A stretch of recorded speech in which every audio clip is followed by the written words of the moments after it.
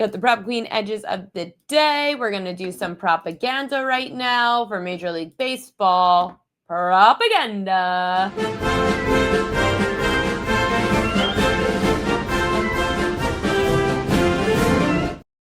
These are the most bet on props according to BetMGM for today in Major League Baseball. George Kirby under 16.5 outs. Wow, minus 185. No, thank you.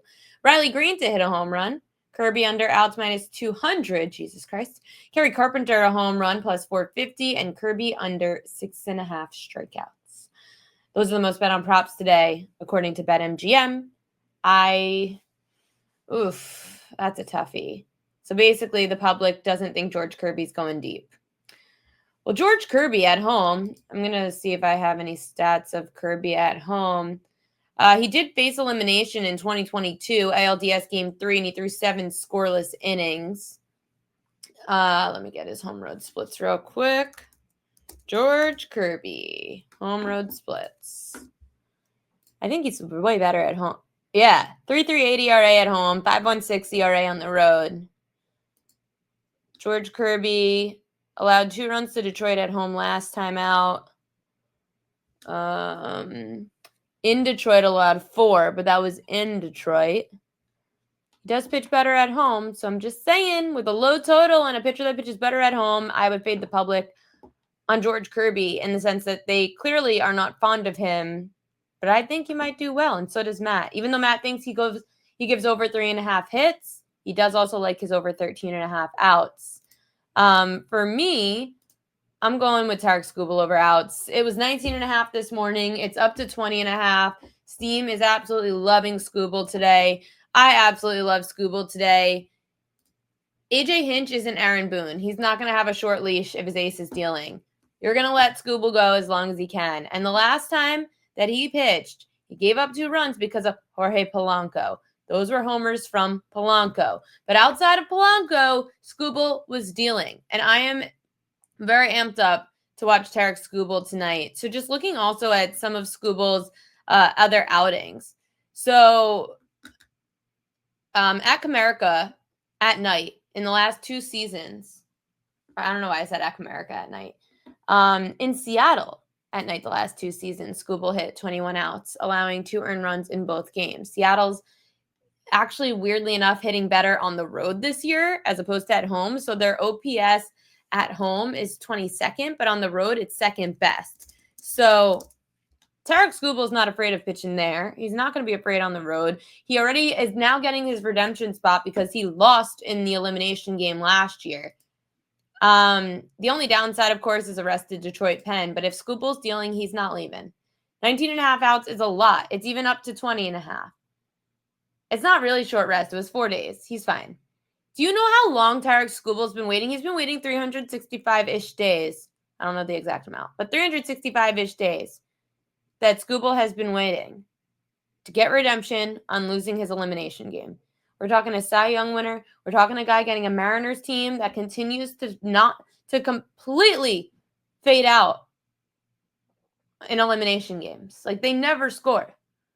And now that we're getting the team that ranks 22nd in OPS in home games, the Seattle Mariners, Skubal's getting redemption tonight.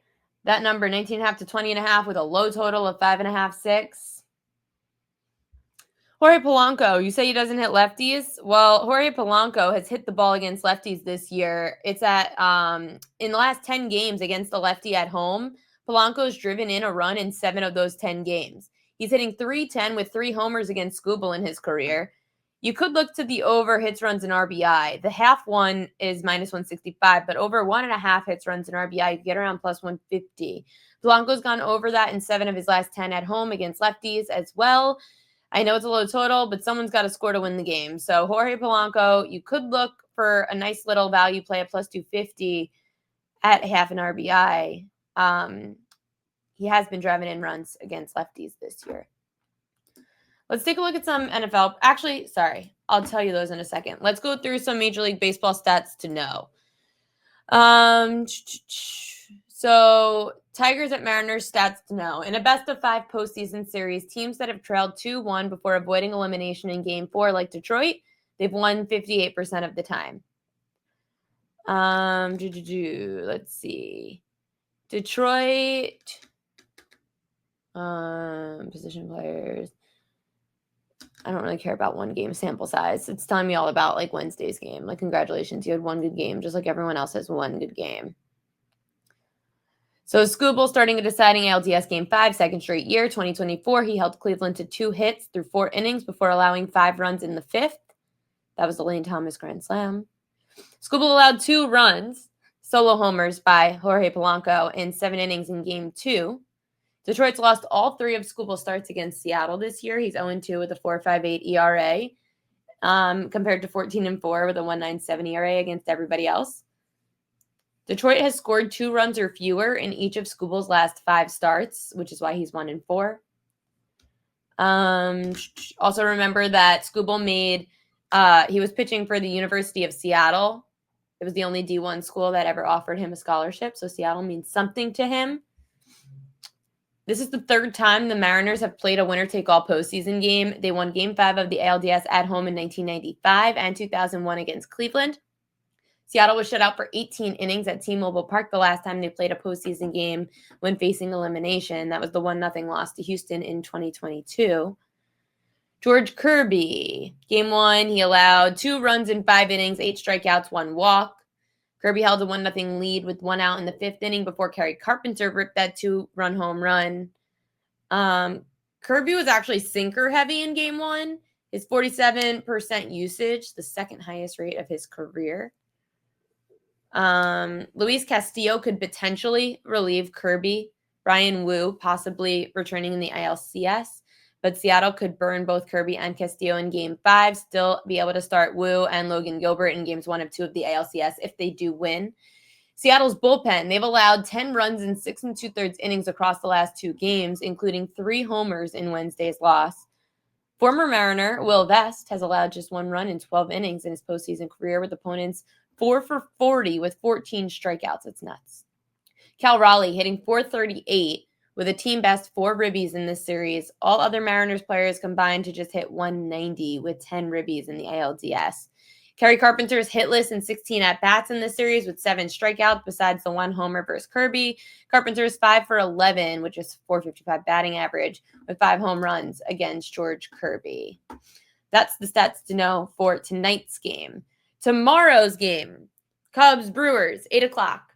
It looks like we might be seeing Jacob Mizralski, the rookie for the Brewers, since they blew Peralta.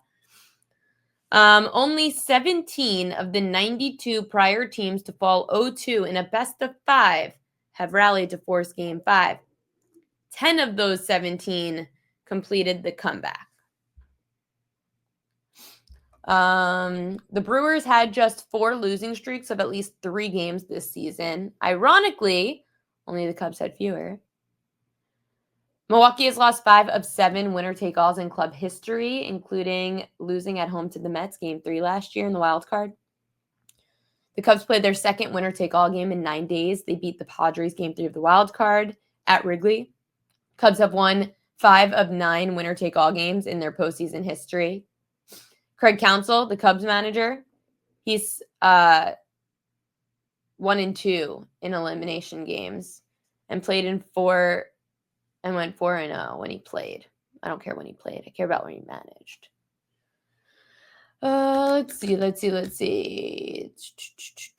With Ian Happ's 3-run first inning homer on Thursday, the teams have now combined for 21 first inning runs in the LDS, which is the most ever in the playoffs. The Cubs have scored 11 first inning runs. Only 6 teams have ever scored more in the opening frame across a playoff series: Dodgers and Braves.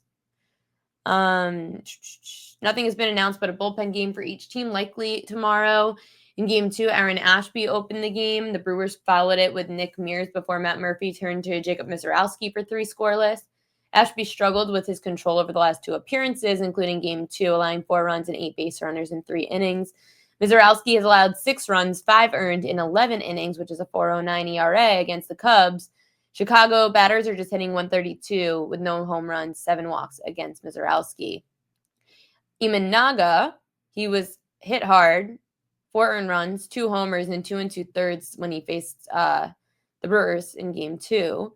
Imanaga's 2-6 with a 5.42 ERA in 13 starts dating back to July 25th, and the Cubs have lost 10 of his 14 starts. In their 4 playoff wins, the Cubs bullpen has a .95 ERA. 15 of the 22 runs the Cubs have scored have been from the home run. Michael Busch, 6 for 18 with 4 home runs in his last 5 playoff games. Kyle Tucker has reached safely in 7 of the last 9 plate appearances, including the first postseason homer since Game 1 of 2022. Jackson Chourio has hit safely in each of his first 7 career playoff games, hitting .462 with 2 doubles, 3 home runs, and 9 ribbies. I'd keep going Chourio ribbies, honestly. The home teams won 11 of the 17 games between these two in 2025. So just some stats to know for tomorrow. I would probably be looking at Chourio to score or to drive in a run. That's probably my favorite one of tomorrow. I don't know I wouldn't bet any pitcher props because you're just going to get essentially a bullpen game, and we don't even know who's starting, so I can't even tell you who I think is going to win the game. NFL props to get ahead of this weekend. So I'm just posting to X right now. Okay, NFL. So a lot of these have moved already. So Justin Herbert's rushing yards prop was 15.5 this morning. It's now 19.5.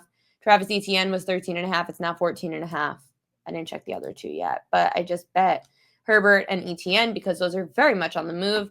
So let's start with Daniel Jones, the Colts quarterback, over 234.5 passing yards. Now I'm hoping that we get Kyler Murray in this game. He is questionable. However, that number has now hit 7. I think it's too many points, but whatever. So Daniel Jones has gone over this passing yards number in 3 of his 5 games this year. 2 of the 3 were at home. Arizona has allowed the 5th most passing yards per game to quarterbacks, 267. All 5 quarterbacks to face the Cardinals have gone over their passing yards prop so far this year. So again, if you think that the Cards could at least cover a 7-point spread, then Daniel Jones should be throwing the football. If you want to lay 7 with the Colts, be my guest. I'm just saying, that's a trend to know. All 5 quarterbacks to face the Cards have gone over their passing yards prop this year. As for Justin Herbert, whose prop went from 15.5 to 19.5 already this morning, they're getting the Dolphins. Herbert's averaging just under 31 rushing yards a game this year. He's gone over the prop in 4 of 5. LA's backfield is depleted with the Marion Hampton out, Najee Harris out, so Hassan Haskins is their starting back. Miami's allowed the 4th most rushing yards per game to quarterbacks this year, just under 33. And with Herbert averaging just under 31 rushing yards a game, I like Justin Herbert to go over his 19.5 rushing yards. Travis Etienne over 13.5 or 14.5 receiving yards. I won't be surprised if this hits 15.5, 16.5 come Sunday. Etienne hasn't faced really many teams that struggle against pass-catching backs, but when he has, he's hit this over. This year, he faced Cincinnati on the road, went 2 for 18 with a touchdown. Last year, faced Buffalo on the road, 4 for 17. So he should hit 13, 14.5. Seattle has allowed the 2nd most receiving yards per game to running backs. They average about 58 receiving yards per game allowed to the backs. This year, 5 of 8 running backs to go up against Seattle went over their receiving yards prop. So I'm going to be looking at his. You could also look at some of the Seahawks receiving yards props because the Jags also stink, containing pass-catching backs. This one is Monday Night Football, 8:15 p.m. on Monday. Washington's quarterback Jaden Daniels over 1.5 passing touchdowns. This is at plus 114. Might even come down by the time we hit Monday. Daniels has thrown at least 2 touchdowns in 5 of 6 primetime games since the start of last year. The Bears have allowed the 2nd most passing touchdowns in the league this year at 2.5 per game. It's a high total, 49.5, 50.5, so there should be points on the board. And 3 of the 4 quarterbacks to face Chicago this season went over 1.5 passing touchdowns. Geno Smith had 2, Jared Goff had 5, J.J. McCarthy had 2. Dak Prescott's the only one that went under with 1. So Jaden Daniels in prime time in a game that's potentially going to be close because think of the revenge spot for the Bears who lost on a last-second play to the Commanders, and then things just went downhill for the Bears after that the last time these two played. Jaden Daniels, I kind of like this stay close and for him to throw the football. I know Scary Terry might be out for this game. He's not looking great, but again, we have till Monday. So injury reports, I can't take too much into consideration on Friday for Monday as I would for Friday for Sunday, if that makes any sense. So we'll see on Monday what the situation is with the receivers. I think, it's almost 6 o'clock and I've got to get wine. Best bets of the day and the weekend. Royal Logs. Royal Locks time. So Royal Locks of the day, we are going with Tarek Skubal over 20.5 outs. I feel like an insane person for doing this, but I'm going to go for it because I'm going to be mad if it hits and I wasn't on it. The steam is on the over. It was 19.5, now it's 20.5. It's a low total, 5.5. So if Tarek Skubal's not allowing more than a run or two, then AJ Hinch is keeping him in the game for as long as humanly possible. The Tigers, best option is your ace, your Cy Young winner. In Seattle at night, the last 2 seasons, Skubal's hit 21 outs, allowing 2 earned runs in both games. Seattle's hit better on the road all season. They actually have the second best OPS on the road. But the problem is that the Seattle Mariners are home tonight, where they have the 22nd ranked OPS when home. The only downside, of course, is that Detroit's bullpen's rested. But again, who do you really trust more than your Cy Young winner, Tarek Skubal?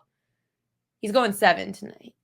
Over 20.5 outs for Tarek Skubal. It is redemption time for losing Game 5 last year. Justin Herbert, over 19.5 rushing yards. He's averaging just under 31 rushing yards a game this year. And on the other side, Miami's allowing just under 33 rushing yards per game to quarterbacks this season. There's no running backs in the backfield. It's Hassan Haskins filling in for Omarion Hampton and Najee Harris, who are out for the Chargers. So we're going to go Herbert over rushing yards. It's already gone up from 15.5 to 19.5. Travis Etienne over 13.5, 14.5 receiving yards. He really hasn't faced many bad defenses against pass-catching backs, but he faced Cincinnati and Buffalo the last 2 years and went over in both of those. Seattle allowing 58 receiving yards a game to backs this year, and that's why 5 of the 8 backs to go up against Seattle went over their receiving yards prop. So those are my best bets for tonight and this upcoming Sunday. I hope you all have a very profitable weekend. I hope that your teams win. I hope your bets cash. And I hope you all are back here on Monday with me at 5 p.m. Eastern time on the Prop Queen Pod. Thank you all, as always, for tuning in here on the show. It means the world to me to have all of you guys here and spending your Friday with us. Thank you to Mid-Major Matt as well. Sign up for the PropQueen.com newsletter. You get all this information right to your inbox. You can also get all the info from Mid-Major Matt if you sign up for his newsletter as well. That's $6. Appreciate all the support. See you guys Monday.